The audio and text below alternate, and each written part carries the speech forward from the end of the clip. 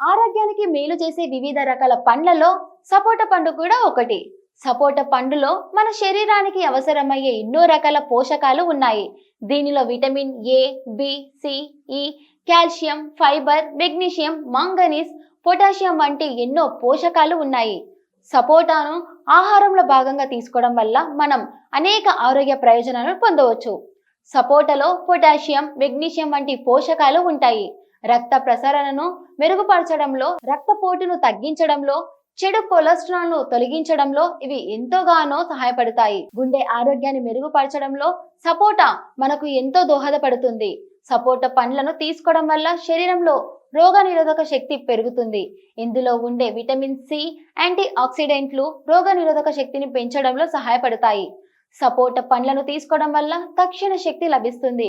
అలసటను తగ్గించి శక్తిని ఇవ్వడంలో ఇవి మనకు ఎంతో సహాయపడతాయి. తరచూ అలసట, బలహీనతతో బాధపడేవారు సపోటాను తీసుకోవడం వల్ల మంచి ఫలితం ఉంటుంది.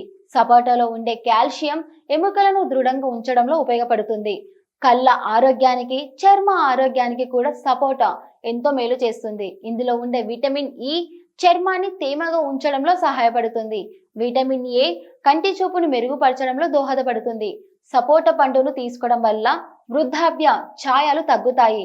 రక్తహీనతతో బాధపడే వారికి సపోటా దివ్య ఔషధంలా పనిచేస్తుందని చెప్పవచ్చు. ఇందులో ఉండే ఐరన్ రక్తహీనతను తగ్గించడంలో ఎంతో సహాయపడుతుంది. పాలిచ్చే తల్లులు దీనిని తీసుకోవడం వల్ల వారిలో పాల ఉత్పత్తి కూడా పెరుగుతుంది. ఈ విధంగా సపోటా మన ఆరోగ్యానికి ఎంతో మేలు చేస్తుందని, దీనిని తీసుకోవడం వల్ల మొత్తం ఆరోగ్యానికి ప్రయోజనాలు చేకూరుతాయని వైద్యులు చెబుతున్నారు. అయితే సపోటా మన ఆరోగ్యానికి మేలు చేసేదే అయినప్పటికీ దీనిని తీసుకునే విషయంలో జాగ్రత్త అవసరమని కూడా వైద్యులు చెబుతున్నారు. ముఖ్యంగా డయాబెటీస్ తో బాధపడేవారు దీనిని తినకుండా ఉండడమే మంచిదని వారు తెలియజేస్తున్నారు. అలాగే ఊబకాయం, గుండె జబ్బులు ఉన్న వారు కూడా దీనిని వైద్యుల సలహా మేరకు తీసుకోవడం మంచిది.